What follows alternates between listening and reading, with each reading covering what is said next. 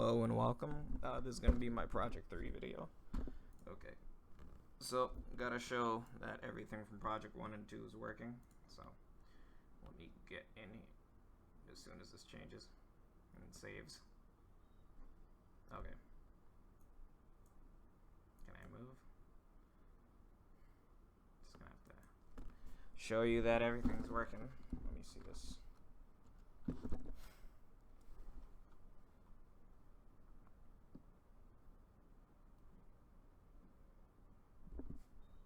If it'll load. Oh my god.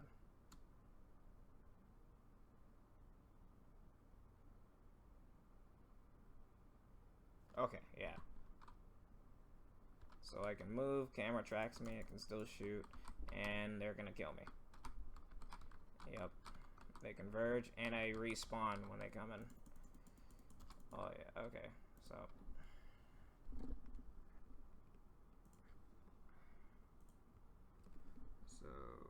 that's good over there. Nav mesh built correctly, and you saw the enemy navigates to player because they all converged on me. Show the mesh highlighted in the editor. Okay. Let me see this. So let me go to navigation. Yep. So I have this top elevated level, even for over there, past the stairs. There's also some off mesh links over here so that you can jump on top of that. That is a complete obstacle, so can't run into that. And yeah, but yeah, they jump off of those. Let me see, actually.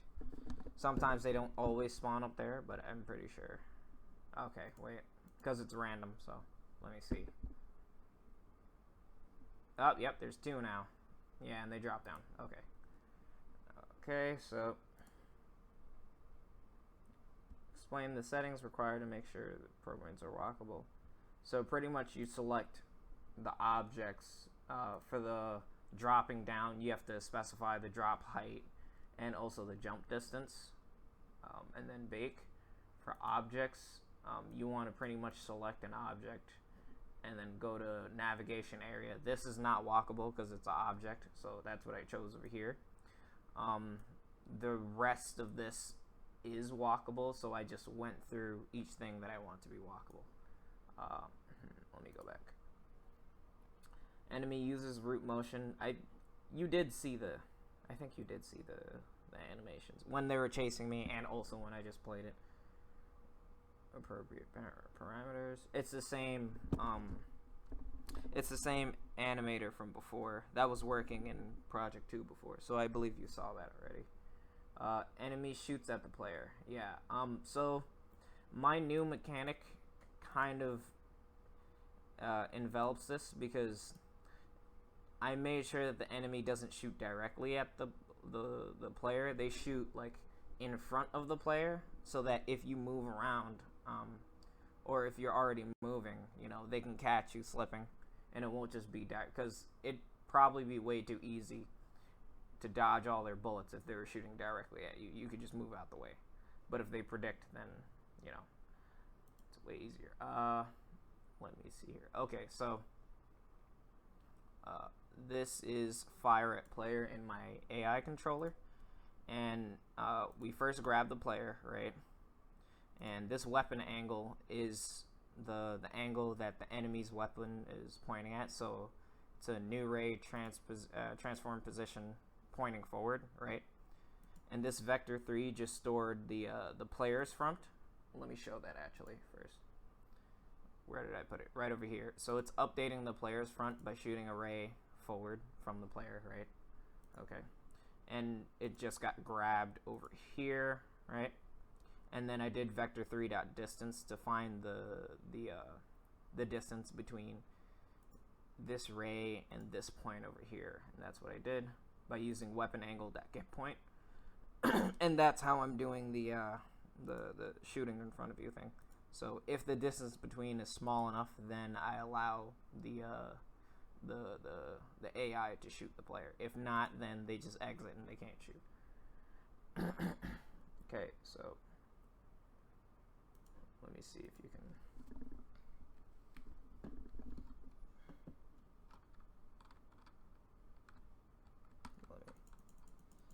And they still can die, just so you can show.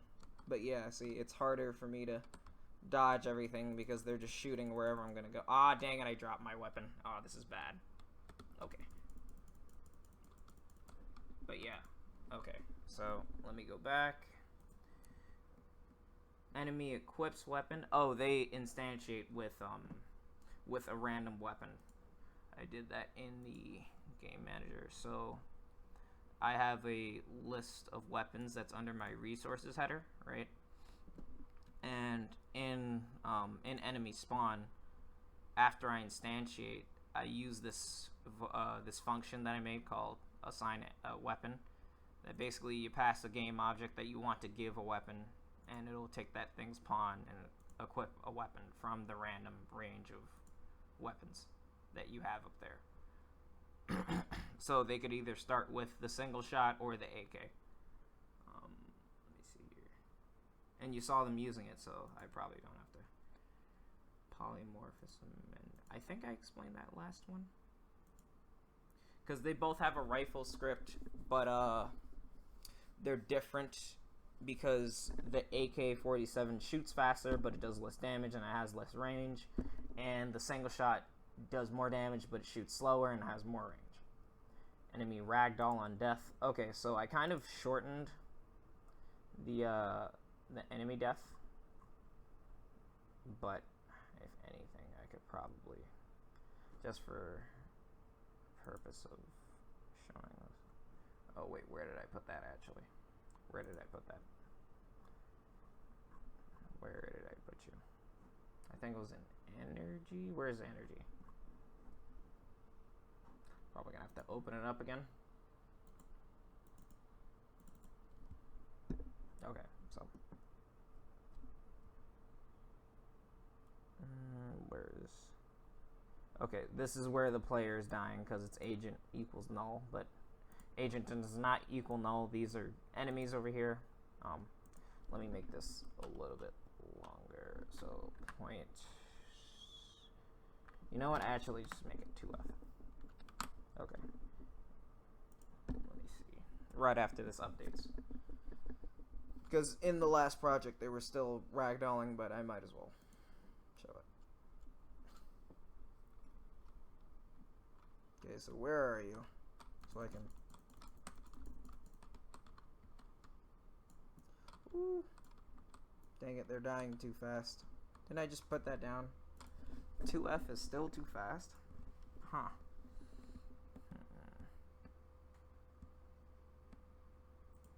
Well, there's also this. Since I did make it exponentially faster, like the more enemies that show up, the harder it gets. So after a while of playing, first you're gonna start with 3 enemies, then 4, then 5, then 6, then 7. Okay, actually, let me put this up. Put them both up. Okay.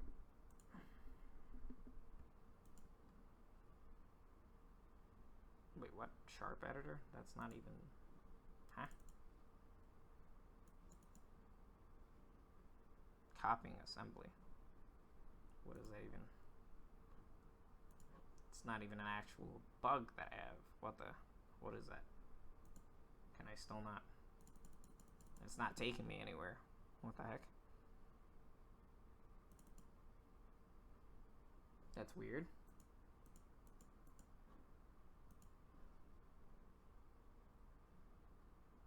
What was that for? Okay, so how about 5.0? Hopefully this is what they're talking about. Maybe I'm just using the floating point wrong.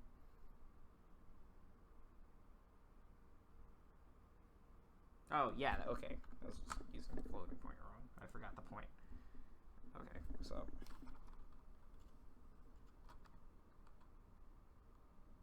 Okay. But yeah, see? Ragdoll. And then they die after a while. Let me put that back to its normal. It's normal number. But yeah. They do ragdoll. Let me go back. show and explain code. The ragdoll controller. Where is it? Let me go back into scripts. Where is it? Where are you? Yep, there you are. Okay, so I followed the shell for this, but basically you wanna turn is kinematic false and kind of switch it whenever you're ragdolling.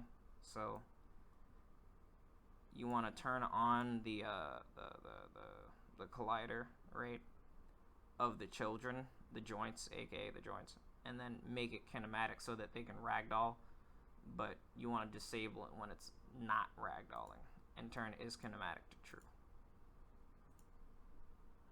But it was pretty straightforward. I just grabbed the child rigid bodies, main rigid bodies, same thing with the colliders. The energy, I pretty much use that for the odd and death destroy self listener. So that on death you actually do die and lose your weapon and yada yada yada. But yeah, that is it. Enemy spawn over time. Oh yeah, I think I showed that. Enemy spawn points shown using gizmos. I do have on the draw gizmos thing. I also got this from the shell. It was very, very easy to do. I didn't even have to call this from anywhere else. I didn't know that. At first I thought that I had to call it from another script or something. But no, I don't. And this basically controls the scale. I've set the color already, the matrix, the box. Let me show them in the actual. You probably already saw them. Those green boxes. Those are the spawn points in this level. Okay. So, gizmos. I've commented most of these. And I already showed the new mechanic. I'm pretty sure. Wait, did I? Yeah, I'm pretty sure I did. Okay, yeah. Okay, so that was my project. Thank you for watching.